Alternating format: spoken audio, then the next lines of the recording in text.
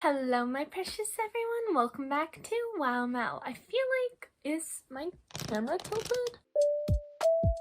Well, we're gonna go with it. A little bit ago, I made a video sharing my cosplay fails, which included a lot of photos where I look kind of unflattering, or we went through them and didn't realize something was actually kind of low-key wrong with them. And today I kind of thought I would jump off the whole fails concept and talk about some of my DM fails. I have been DMing for over a year now. The campaign started last February, but I think I started DMing because I did Lost Minds of Phandelver, I think sometime in November. I consider myself a decently experienced dungeon master because even though I haven't been DMing super long, this is a weekly campaign and the sessions tend to be around 6 hours now, to be honest, so I get in a lot of practice. Despite me thinking of myself as a pretty decent dungeon master, I have had a lot of fail moments from the beginnings of my DMing, even to just recently, and in retrospect they are pretty funny. I just thought I would share them with you in case you've ever made mistakes when you're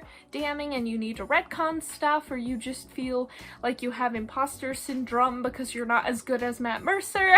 I don't do it so much anymore, but because I'm someone who gives advice, I think it's good for me to be transparent when I have not always been the best. With that said, I compiled a little list of things I could remember, so I got it right here. We will be going. Most of these are mess ups from my campaign, but actually the first one I want to talk about is a mess up from a one-shot that I ran.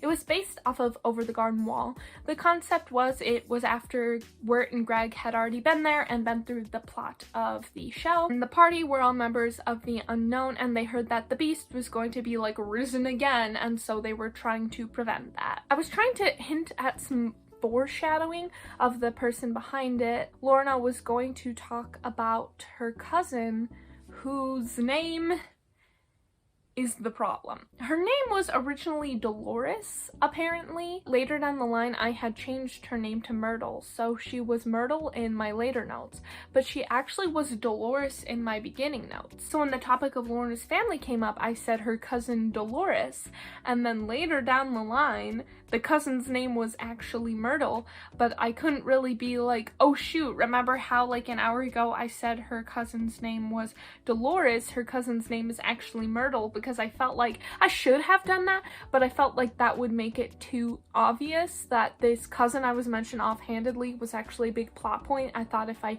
spent too much time trying to correct myself, it would become glaringly obvious that it was foreshadowing. In retrospect, I feel like I should have let myself kind of lose the plot twist in order for my players to not be like, what is this cousin's name? Yeah, definitely messed up. Double check your notes, fellas, especially if you change someone's name. This next part happened really early in the campaign. Obviously, most of my players have some sort of backstory situation going on and people that they knew before they joined the party. One of the characters' names is Noir, and he was part of this criminal organization known as Nocturne, and he grew up there. His father was the leader of Nocturne and he has inherited it. So obviously Nocturne is a small group, but it does have members, and we were finally in the session where we are going back to his hometown of Norfolk and meeting the members of Nocturne. Naturally, I wanted Noir to be prepared for this encounter, so I was like, you know, the heart of Nocturne is hidden in a warehouse. I'm going to describe it as looking like a warehouse, but don't be thrown off because you will reach a back door and you have to knock a certain pattern, and then you will get a knock back, and then you will be let into Nocturne. And so I talked to her and I was like, I'm gonna ask you to knock, and so I was like, just knock whatever and I'll knock the same thing back. So like I prepared her for that whole minuscule knocking sort of situation, but I didn't actually tell her any of the members of Nocturne. I don't know why I didn't think to do this, especially when I thought to tell her it was in a warehouse and tell her, hey, knock and I'll knock back and it'll all be fine. I literally did not tell her the name of her best friends and her employees. I don't even think I told her the name of her grandma who was there. So it was really funny when we were doing the session because she had to catch up on like 7 NPCs that her character knew, but she didn't know. When everyone went to Nocturne, I was like, here's your good old buddy, Maeve. you know Maeve, right? She's your best friend. And then Sammy, who plays Noir, had to be like, oh yes, Maeve. Yeah, Maeve has totally been my friend my entire life. And after the session, I realized what a mistake it was for me to not tell her. It's also not like it was just like one NPC I forgot to tell her about.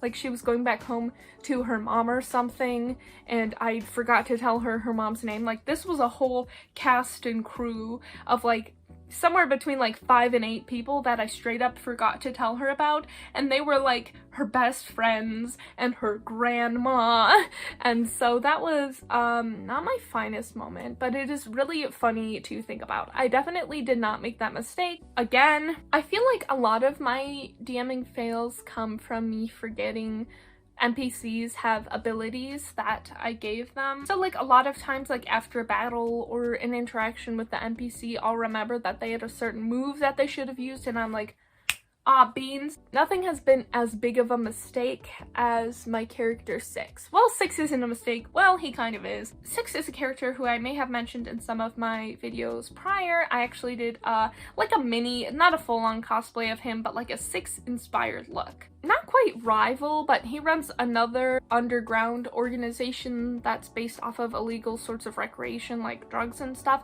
and it's circus themed. And Six possesses this item that is based off the Amulet of Proof Against Detection and Location, I believe it's called. Basically, this mildly adjusted version of that makes it so you can't like detect thoughts on him, you can't teleport to him, you can't listen to his mind, you can't do mostly a lot of divination stuff and a few other things to him. He has this as a failsafe because he is a prominent figure, and so he wants to make sure that none of his enemies are tracking him, listening to him, teleporting to him, etc, etc. My players have actually wound up becoming like friends with him. Well, I use friends loosely. Some of them are friends with him, some of them hate him. Six is a very polarizing man.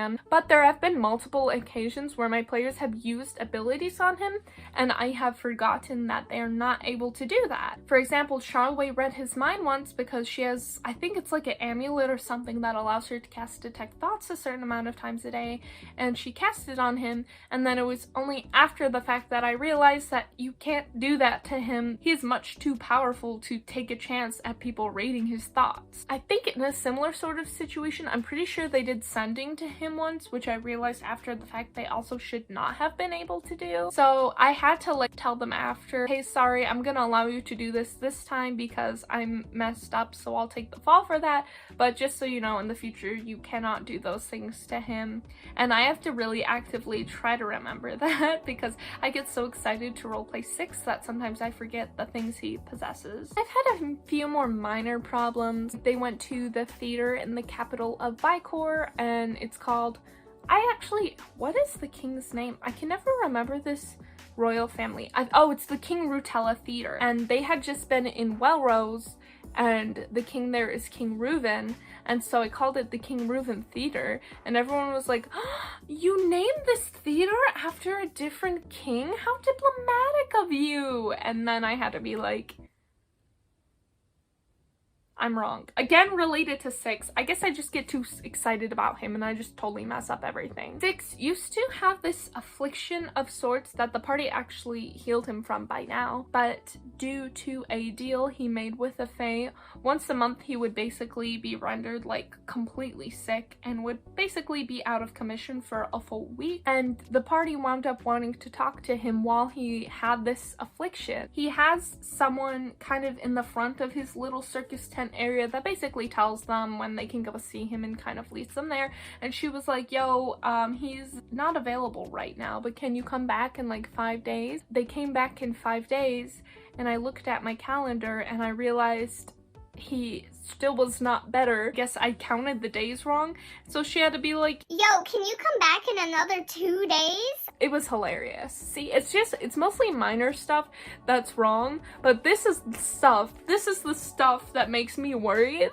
that if I ever stream my campaign, people are gonna be like, this woman, she does not know what she's doing. This next example is kind of funny. It was something that basically happened because I thought I knew what I knew and did not double check my notes. I feel like this is a common thread with me. There's this character in Noir's backstory who was named Aurora Hoofstone, and she was a member of the Phantom Clan. She was the one who turned Noir's fiance into a dove. That sounds like a bad thing. It wasn't, because his fiance was like killed, so she like saved her soul by binding her to a dove. Aurora Hoofstone was killed, and Noir wanted to figure out how to turn Dove back into a person, so he wanted to find other members of the Phantom Clan. But at some point, the Phantom Clan and Aurora Hoofstone kind of merged in my brain. I think this happened really early in the campaign. I just didn't like double check Noir's backstory before throwing the Phantoms in there, and my brain was like, I know what this is. It's Aurora of the Phantom Hooves. So Aurora Hoofstone of the Phantom Clan merged into Aurora of the Phantom Hooves. So we went like 30 sessions of me calling them the Phantom Hooves. And Sammy, who plays Noir, apparently didn't realize this either. I guess we just didn't really check because it sounded right to both of us. But I was reading over Noir's old backstory notes because it was becoming relevant. Like, they were finally going to meet the Phantom Hooves. So I was looking at his backstory to make sure I had everything correct, and I realized they were not the Phantom Hooves, they were the Phantom Clan. This was an important piece of Noir's backstory, and I just brain mushed the whole thing together. So then it was Aurora Hoofstone of the Phantom Hooves. They were supposed to be some sort of like ghost type creature because they were shadow beings from the Shadowfell. Then I was like, where's this hoof coming from? Since I have said it for 30 something sessions, I'm not going to change it now, but now I have to make the hoof part relevant versus just being a part of this chick's name. So then I made them these like magic stags in the Shadowfell that were actually supposed to be beings of hope, and they quickly got destroyed by the horrors of the Shadowfell, and the phantoms of those stag beings turned into the Phantom Hoof clan, who are now like humanoid creatures, but they have the same souls. That was an interesting time. I mean, it helped me come up with like lore to try and explain their name.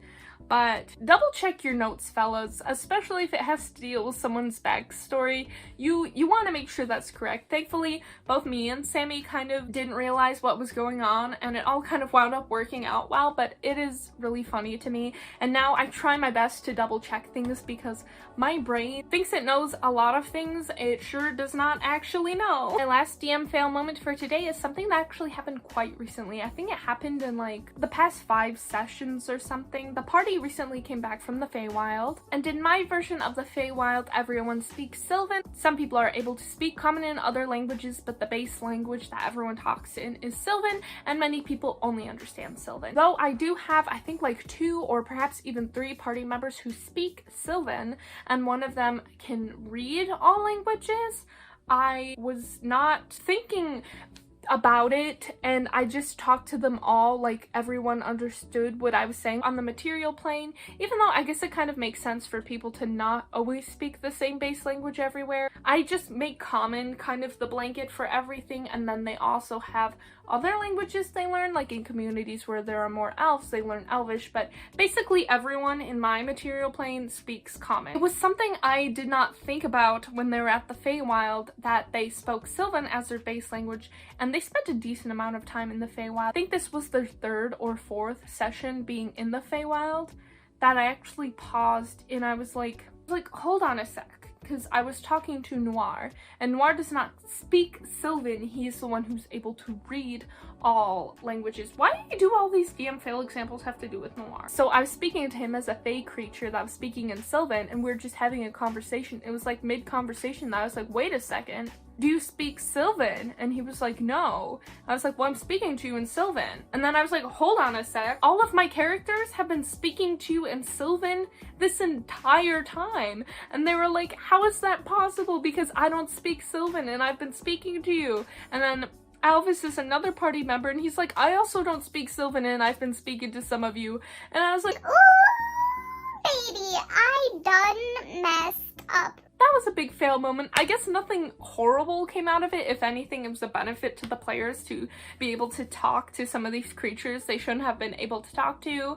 But I basically had to be like, hey guys, I messed up. I forgot that they speak Sylvan and not all of you speak Sylvan. So it was from that moment on, I basically just apologized, and we were like, okay, we'll say that you know, the ones you spoke to previously also spoke Common, so when they figured out you didn't speak Sylvan, they changed, or like the party members who spoke Sylvan were just translating the whole thing. We kind of like made it work, but it was from that moment on that I tried to be very aware of who I was speaking to, and we were able to kind of roleplay out that language barrier a bit more. But I totally like cheated myself out of that experience by just not paying attention. Like, I was like, yes, they speak Sylvan, but I didn't think that that meant that they wouldn't be able to speak to the party members that don't speak Sylvan. Like, it sounds obvious, but these are just some of the little things that you forget when you are going. So, yeah, please be careful of the languages that your creatures speak. It is good to know. That is all I have today for my first, like,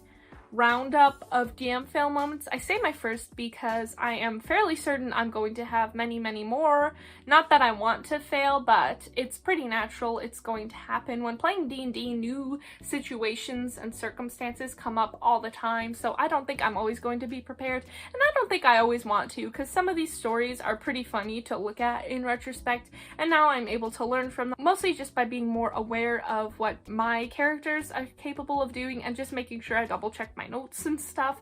It's easy when you're DMing to get lost in the sauce of the moment, so remember to ground yourself and double check what you actually know. I think it would be more fun in the future when I have more fails kind of written down for you guys to share those too, because even though I am a dungeon master and I like to think I'm decently okay at it, we all have moments where we mess up. Even the best of the best, and yes, even people who do stream, and yes, probably even people who help to write the books, we all mess up. D&D has a ton of rules and there's so much to keep track of as a dungeon master that these things are bound to happen, and I think it's good to make them feel just a little bit more normal. If you like videos like this, be sure to subscribe. I make videos about cosplay and Dungeons and Dragons and whatever and other sorts of nerdy things that I am into. I also have a cosplay Instagram account, which is at wow__mel, and I also have a Twitch channel where I stream while in cosplay, which is wow__mel as well. That being said, thank you all for coming. I hope you have a beautiful day, my precious everyone, and I will see you in the next video.